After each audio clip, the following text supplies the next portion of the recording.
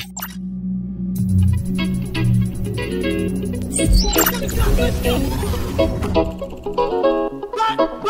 we go now. Let's go.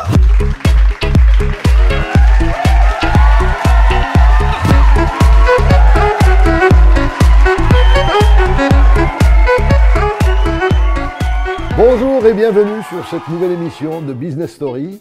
Donc, comme vous le savez, cette émission est dédiée au parcours des entrepreneurs. Merci de la suivre, de plus en plus nombreux, et on voit que vous êtes au rendez-vous tous les vendredis à 13 h.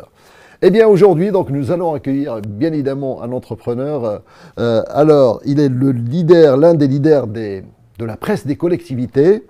Son ascension est tellement fulgurante qu'elle a atteint les sommets de la Tour Eiffel, et j'en étais témoin puisque j'étais à ses côtés. J'ai même mené avec lui toute une opération pour distinguer 30 lauréats dans les hauteurs de la Tour Eiffel, notamment des élus et des décideurs qui font bouger la France pour les trophées des territoires. Il a sillonné toute la France à la rencontre des élus. C'est un auteur, donc il a écrit 2 ouvrages et il a été lui-même élu de la République avant de devenir un entrepreneur dans la presse et devenir l'un des partenaires médias des collectivités. Mesdames et messieurs, je vous demande d'accueillir le président du groupe Delbo Presse, monsieur Jean-Philippe Delbonnel. Let's go.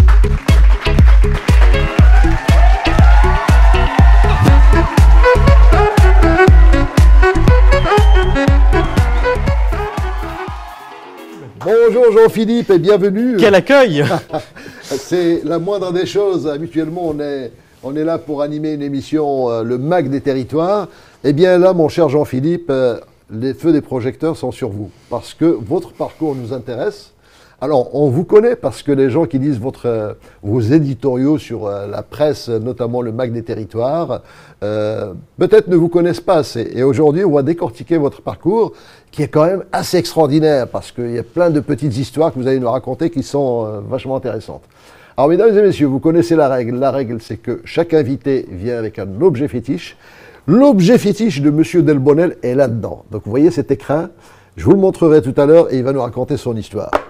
Jean-Philippe, racontez-nous comment est-ce que vous êtes arrivé, parce qu'à un moment donné, vous étiez élu de la République et puis vous êtes passé à la presse. Comment se fait ce pont-là ? Comment il se fait? Il se fait déjà depuis l'adolescence. Moi, j'ai toujours été passionné par cette chose publique qui nous passionne tant, par le monde des collectivités, par la politique au sens plus large. Et j'ai commencé quand j'avais 17 ans. 17 ans, je me rappelle, j'allais voir le maire de ma commune, Jean Bruno, dans la ville de Sermaize, où je prenais rendez-vous avec lui tous les samedis matins. À 8 h, j'étais là. Je prenais le café, je lui demandais des conseils, des idées. On avait d'ailleurs créé une association. Le jour de mes 18 ans, on avait créé une association dans la commune qui s'appelait l'Assemblée des jeunes Sarmates, qui avait vocation à renouer la jeunesse avec l'engagement citoyen. Déjà à 18 ans. Oui, 18 ans. Et pour la petite anecdote, mes parents m'avaient demandé ce que je souhaitais pour mes 18 ans, parce que c'est symbolique, 18 ans, bon, c'est la majorité. Et j'ai demandé à ma mère qu'elle me dépose en sous-préfecture, parce que dans notre coin il y a une sous-préfecture, et pour que je puisse déposer les statuts de l'association, parce qu'il fallait être majeur pour pouvoir le faire.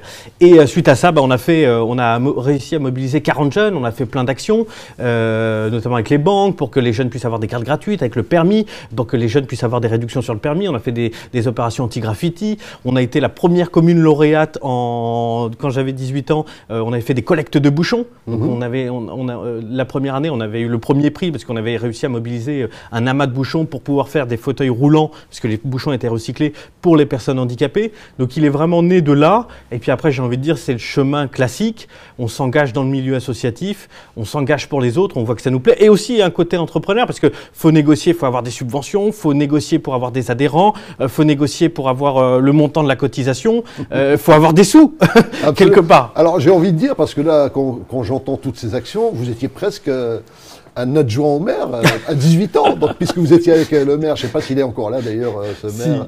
Vous étiez tout le temps avec lui? Vous avez appris des choses avec Ah, j'ai beaucoup appris. D'ailleurs, je le salue s'il nous écoute. Un maire incroyable, un excellent gestionnaire. Nous, c'est une petite commune de 1600, 1700 personnes. Donc, voilà, c'est un excellent gestionnaire qui fait beaucoup de choses pour la commune.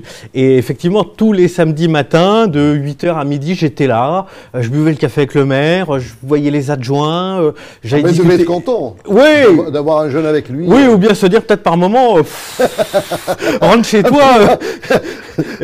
Vous l'avez harcelé. Oui, mais j'étais tellement content d'être avec lui. Je lui posais plein de questions sur la politique et comment on devient maire et le pourquoi du comment. Et j'allais boire le café avec les secrétaires de mairie. Ce jeune veut prendre ma place. Je sais pas, mais en tout cas, j'ai pas été élu dans sa ville.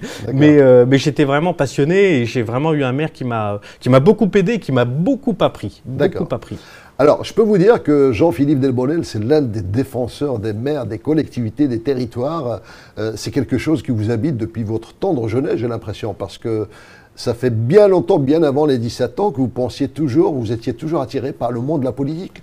Oui, toujours cette envie d'agir. Voilà. D'ailleurs, le slogan de la fameuse association de l'Assemblée des jeunes Sarmates, c'était, je m'en rappelle encore, on n'a qu'une vie, alors agis. Ah, d'accord. Donc il y avait toujours cette notion de vouloir agir, faire des choses, proposer, imaginer, créer, construire. Donc il y a cette dimension politique, mais il y a aussi une dimension entrepreneuriale. À 18 ans, on crée l'Assemblée des jeunes. Qu'est-ce que c'est que ce truc-là? On avait même fait une opération anti-graffiti, c'est-à-dire qu'on allait nettoyer les murs dans la commune.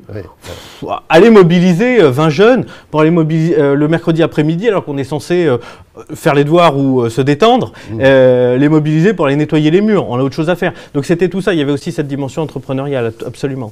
Alors vous avez fait un tour de France, ça j'ai trouvé ça impressionnant. Je ne sais pas, donc, parce que vous avez quand même vraiment fait beaucoup de routes, beaucoup de kilomètres. Oui.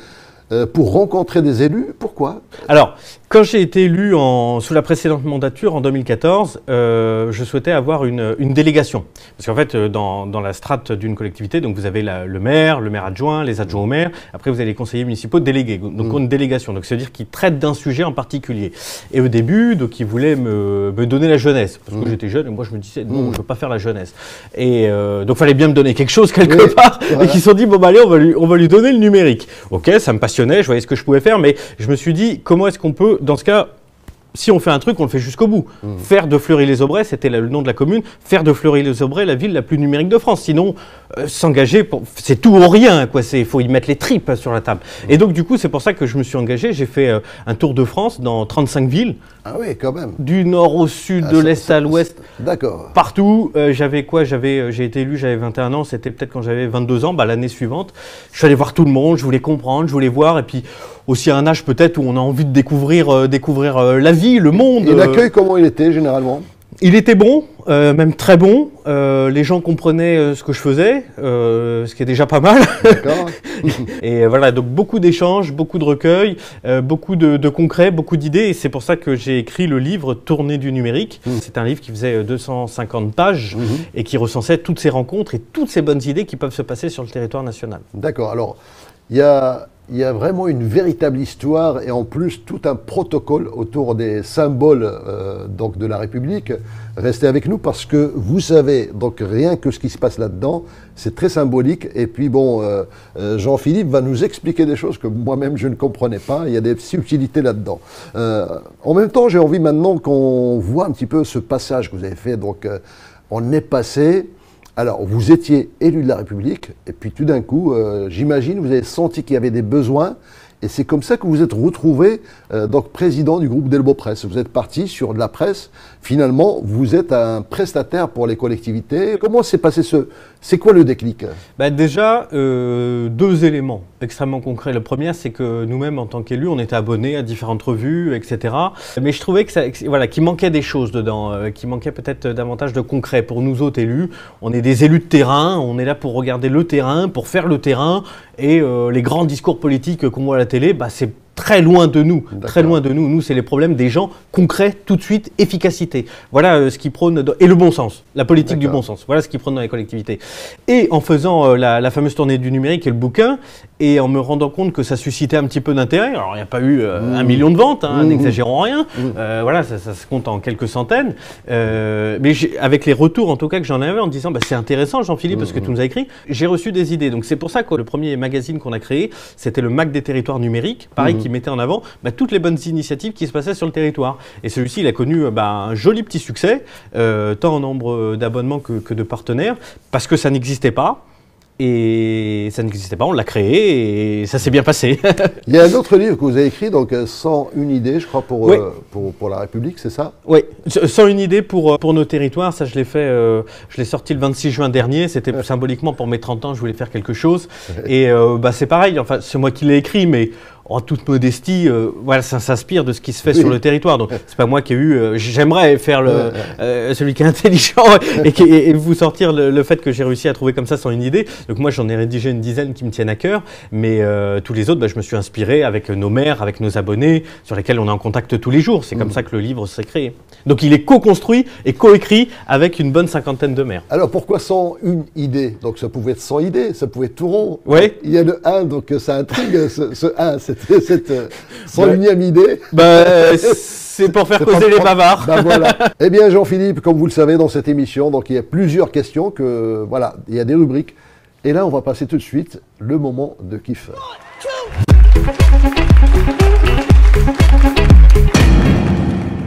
Jean-Philippe, quel est votre moment de kiff qui vous vient à l'esprit comme ça, un moment où vous avez pris du plaisir? J'ai envie de dire, désolé de vous décevoir, puisqu'il n'y a pas un moment précis, mais ce sont des moments précis. Ah, tant mieux, ça ne déçoit pas. Tant mieux.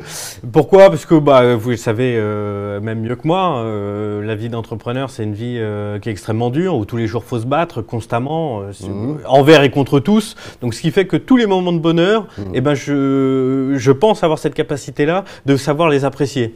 Quand on a pris nos bureaux, quand on a emménagé, quand on a agrandi, l'embauche du premier collaborateur. Là, c'est l'euphorie de la création, là.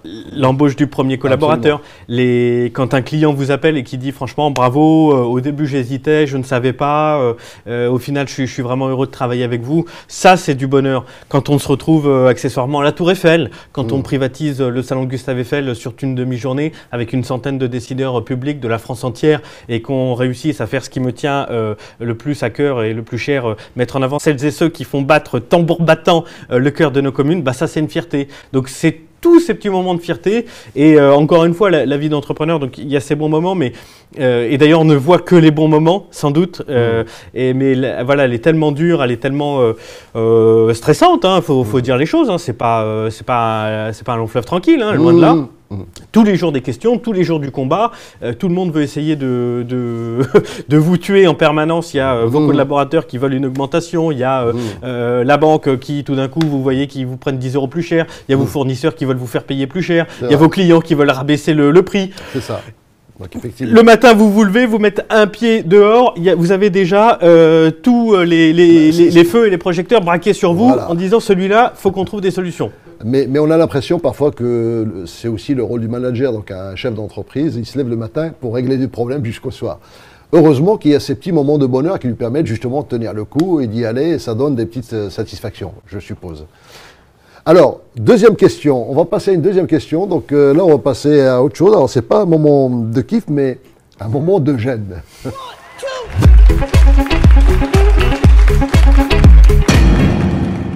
Vous avez eu plusieurs moments de bonheur, est-ce que vous avez eu plusieurs moments de gêne? Alors, de gêne, pas vraiment, mais d'angoisse, oui. Il y en a une qui me vient comme ça à l'esprit. On avait rendez-vous dans le cadre, c'est dans l'une des revues que nous éditons, hein, on édite une dizaine de revues mensuelles, et c'est pour la revue du Journal des départements en l'occurrence. On avait rendez-vous avec François Hollande. François Hollande, ancien président de la République naturellement. À Paris naturellement. Ouais, donc on est une nature, et je suis une nature assez organisée, assez méticuleux, donc je prépare tout à l'avance, je recheck 2 fois mes trucs. Bon, donc je prépare la veille l'entretien avec François Hollande, le carnet de notes, le stylo, stylo, le dictaphone pour enregistrer la rencontre, l'appareil photo, le costume, tout va bien, prêt à partir. Donc on part tranquille, je pars avec un de mes collaborateurs pour nous assister pendant l'entrevue. On arrive 2 heures en avance sur Paris. Impeccable. On était bon, on se prend un petit café, on débriefe. Et d'ailleurs, on ne fait pas de politique. Hein. D'ailleurs, c'est important de le préciser, que ce soit François Hollande, ça peut être Nicolas Sarkozy, ça peut être un autre président ou quoi. Nous, on ne fait pas de politique. Donc, on révise un petit peu notre truc. Et je dis, bah tiens, viens, on va aller faire un dernier petit contrôle dans la voiture. L'appareil photo et le dictaphone, il faut quand même le préparer. On regarde s'il y a de la batterie et tout. J'ouvre le coffre. Rien. Pas de carnet, pas de stylo, pas de sac. On avait oublié notre sac au bureau. 1 heure avant le rendez-vous avec François Hollande. Donc on arrive, alors c'est sûr, on avait notre joli costume, tout allait bien. On arrive les mains dans les poches pour passer pour des guignols. Hors de question. Hors de question. Organisation. Toi, tu vas ici. Moi, je vais là. J'ai marché au moins 2, 3, 4 kilomètres pour trouver un carnet de notes. J'imagine. Qui a sans doute d'ailleurs coûté bien plus cher qu'on ne peut le trouver dans les grandes surfaces. Passons.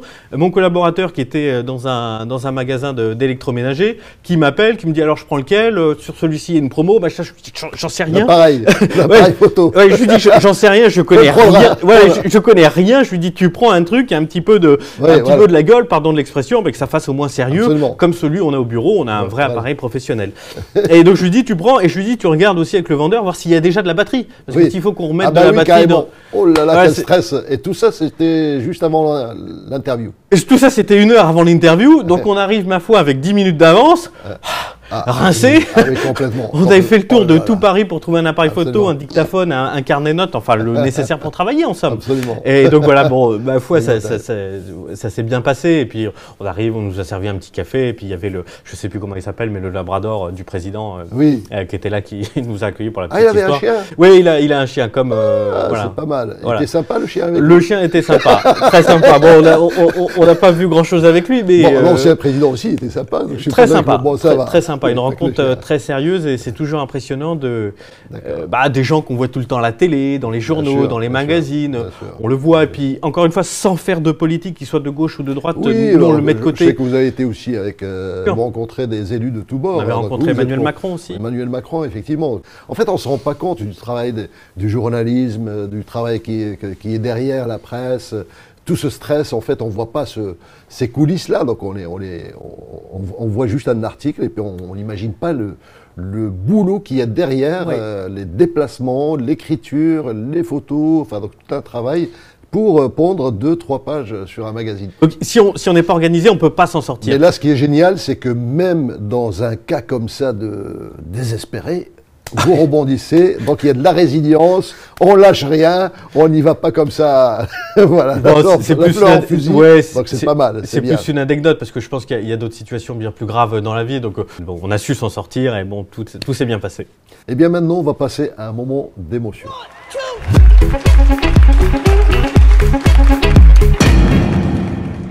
Jean-Philippe, est-ce qu'il y a un moment d'émotion qui vous vient à l'esprit dans votre parcours professionnel? Il y en a plusieurs, mais en tout cas dans le parcours d'entrepreneur, ce qui m'a marqué, c'est quand je suis allé chez l'expert comptable signer les statuts de l'entreprise. Parce qu'il y a une double émotion. Il y a l'émotion de la fierté, on est content, on y va, baïonnette au canon, on va conquérir le monde. Et de l'autre côté, il y a tout de suite la réalité du terrain, qui est celle des responsabilités, celle de l'engagement. Il va falloir faire plein de choses tout de suite, très vite, prendre des décisions immédiates et essayer de ne pas se tromper. Donc on voit souvent le bon côté des entrepreneurs, c'est facile, la grosse bagnole, la grosse maison, je sais pas quoi. La réalité du terrain, c'est qu'une majorité de notre économie, elle est produite à environ, je ne sais plus à vérifier les chiffres, mais si je ne m'abuse, à 90%, elle est générée par les TPE, PME. Voire plus, effectivement. Voire plus, effectivement. 5% par les grands groupes, 1% pour les startups, et le restant sur autre chose. Donc nous, on n'a pas cette vie-là. On a une vie de labeur, une vie de travail à 7 jours sur 7. Vous avez plus d'ancienneté, plus de boutiques que moi. C'est tous les jours, 7 jours sur 7. Et même quand on ne travaille pas, là-dedans, ça continue de travailler. Bref, c'est un choix. Je ne m'en plains pas, je suis très heureux. Mais effectivement, il y avait cette dimension responsabilité. À partir de maintenant, il y a Delbo Presse qui doit passer, peut-être pas avant tout, mais qui doit passer en priorité sur un bien grand nombre de sujets que je pouvais avoir avant. Ça, c'est sûr. Bon. Je crois que c'est le moment c'est le moment, monsieur Delbonnel, de sortir les armes parce que là, je vais la faire à la James Bond. Ça va être la question qui tue.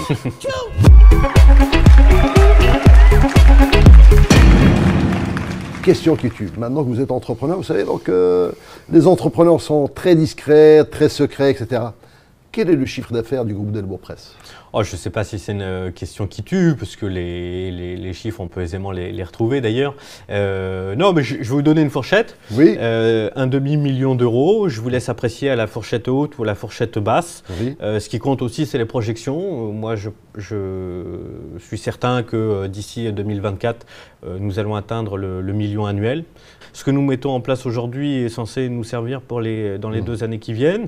Il y a différents projets, il y a différentes filiales qui appartiennent au groupe Delbo Presse là, qui vont se lancer aussi cette année. Donc on a bon espoir. En tout cas, j'en profite aussi. Je sais que nos équipes vont regarder cette petite émission. Et je tiens vraiment à les remercier pour leur engagement. Voilà, ils mettent toutes leurs tripes sur la table et ça sent la sueur chez Delbo Presse. Bon, c'est bien.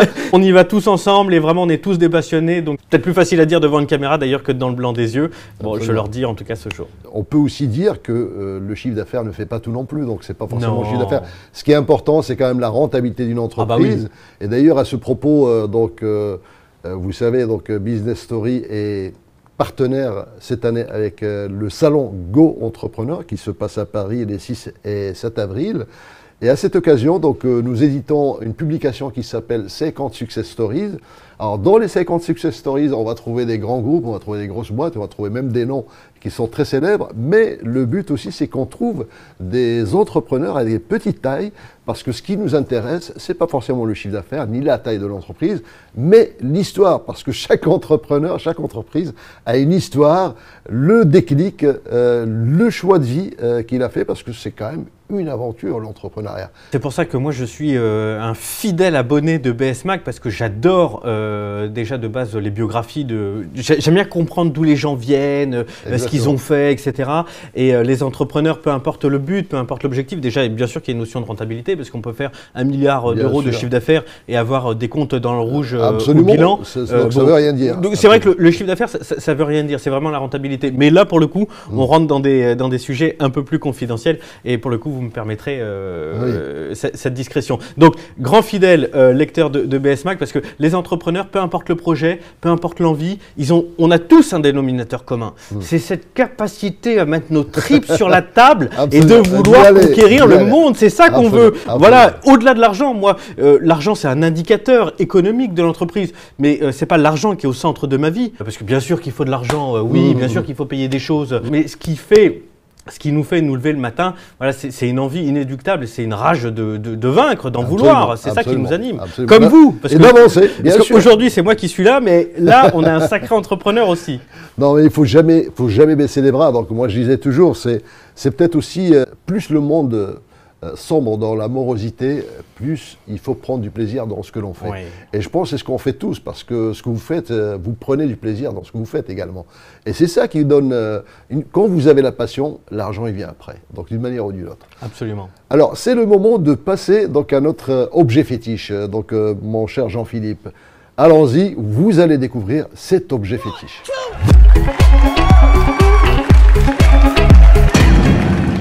Ici, donc vous ne le voyez pas très bien, donc on va faire un zoom, enfin bon voilà, c'est un pins. Alors Jean-Philippe, expliquez-nous, c'est quoi cet objet? C'est un insigne. Quand on devient élu, on reçoit donc le package avec son écharpe, son insigne. J'en ai même d'ailleurs aussi un plus imposant. Mais alors le pins, c'est une chose, mais c'est une manière d'identifier notre engagement d'une manière matérielle et concrète, au-delà de l'écharpe et de tout ça. Alors c'est ce qui fait le lien avec votre activité actuelle, parce que finalement, ce pins, vous pouvez le garder tout le temps, puisque vous êtes toujours en train de défendre la République française. Il y a toujours du bleu, blanc, rouge dans tout ce que vous faites, j'ai l'impression. Oui, toujours. Bon, factuellement, je ne le porte plus parce que je ne suis plus élu. Voilà, je me consacre à ma vie d'entrepreneur. Et je l'ai porté pendant 6 ans et j'étais très fier de le porter. On va chercher une écharpe. Est-ce que vous pouvez nous ramener une écharpe? Elle est là, donc s'il vous plaît. Voilà, ça c'est une écharpe. Vous allez nous expliquer, parce que là, on m'a dit que ça c'est des glands. Donc moi je connais des glands, mais d'autres, mais c'est pas la même chose, on ne parle pas des mêmes. Et ça, donc il y a bleu, blanc, rouge. Est-ce qu'il y a d'autres couleurs? Est-ce qu'il y a un sens? Comment on la met? Alors, il y a différentes choses. Alors moi, celle-ci, ça c'est une écharpe, en l'occurrence, c'est une écharpe d'adjoint au maire. Moi, je ne l'avais pas parce que je n'étais pas adjoint, donc j'avais une écharpe bicolore, verte et rouge. Donc deux couleurs, le vert et le rouge. Pourquoi? Parce que c'était les couleurs de la ville. Et D'accord. moi, j'étais élu dans une commune moyenne de 20 000 habitants. On avait ces écharpes-là. Tous les conseillers municipaux de France n'ont pas forcément des écharpes, mais ça existe dans certaines villes qui reprennent les couleurs de la ville et dans lesquelles tous les élus peuvent en porter une. Donc ça, c'est vraiment une écharpe d'adjoint. Le bleu, comme ça, vous êtes un adjoint ou un maire. Hein. Par contre, quand vous mettez le rouge, et on le voit parce que donc ça s'appelle des glands, mais ça s'appelle aussi des pompons. Là, ils sont argentés. Le maire, il a son écharpe comme ça avec les pompons dorés. Et les parlementaires, donc les députés et les sénateurs, ils ont la même chose avec les pompons dorés, mais c'est le rouge qui monte vers le col. Oui, parce que là, il y a danger. Donc, je ne sais pas s'il y a danger. C'est le rouge d'abord. Je ne sais pas s'il y a danger, mais en tout cas, c'est une façon de les... Et je vais vous apprendre peut-être aussi encore autre chose. On peut aussi la porter déjà en... Alors bon, pas celle-ci, elle s'y prête pas, avec un médaillon, ou bien directement, on peut effectivement la mettre à la ceinture. D'accord. On peut avoir tout un cours rien qu'avec une écharpe, comme vous voyez. Merci Monsieur Delbonnel, merci Jean-Philippe de nous avoir accordé cette interview. J'espère que vous l'avez connu un petit peu plus, mais vous le connaîtrez encore plus sur le magazine Le Mag des Territoires et puis sur les Trophées des Territoires. Donc nous aurons d'autres émissions d'ailleurs animées ensemble. Merci, j'espère que vous avez pris du plaisir dans cette émission et je vous dis à vendredi prochain. 1, 2